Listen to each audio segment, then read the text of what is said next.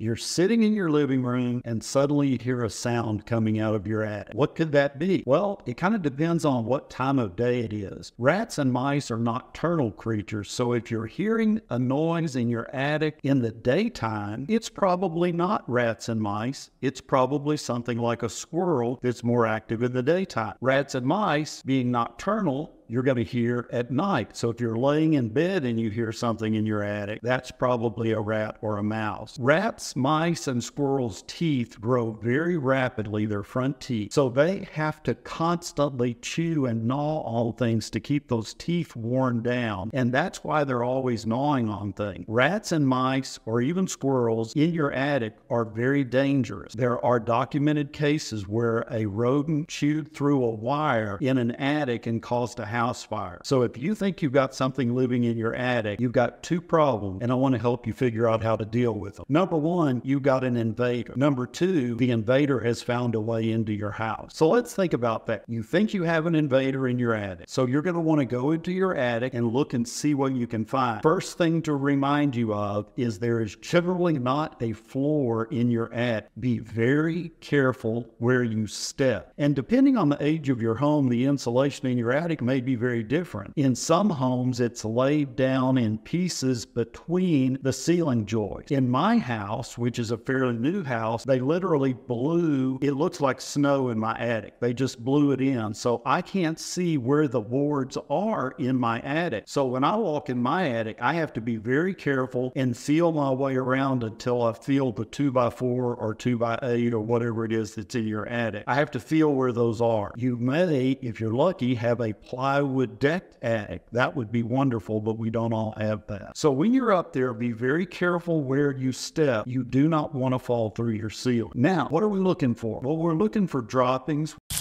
All that little stuff you hear is mouse droppings.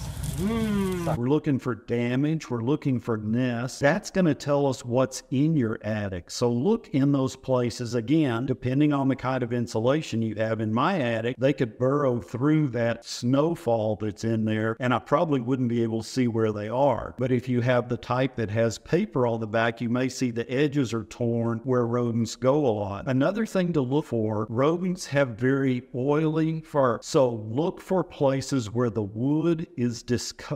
Especially in places like this, it'll be right here on the edge because rodents have a mind that tells them to memorize how many steps it is from one place to the other so that when they're traveling, they can be looking to the side to look for enemies. So they always tend to be against a wall. So when you're in the attic, look for where your roof and the floor of your attic come together. You're probably going to find some discolored places on that wood right there at that point. That's going to let you know that you do have, in fact, an invader in your attic. So you're looking for droppings to tell you what's there. The size of the dropping is really important. If it's a very large dropping, it could be a squirrel, it could be a possum, it could be a rat if it's a little smaller, and if it's a tiny dropping, it's probably a house mouse, and mice can get in your attic. Now, while you're in the attic, and I hope you have a flashlight or some kind of light while you're up there, but while you're up there, find a very safe place to stand and turn your light off. Look for light. If your flashlight and the light in your attic is turned off and you can see daylight, that means that's where the hole is that rodents could come through. Remember where that is and go on the outside of the house and patch that spot. So after you've looked around for light, turn your flashlight back on and very carefully come down out of the attic. After you have dealt with your pests, and you can use glue boards, you can use snap trap, you can use baits. There are a lot of different ways to treat rodents in an attic, but you need to know what your invader is to use the right kind of product to get rid of that animal. After you have gotten rid of the animal, then you need to figure out how you can remove their droppings if it needs to be done and repair any damage that they might have. So let's say that they've torn up your insulation and built a nest somewhere. You might want to push that insulation back down. But if you're going to try to remove the droppings, please use a respirator, because you can get hantavirus from droppings from rodents after they've dried. They become airborne very, very easily. So I generally discourage homeowners from trying to do their own removal of those things.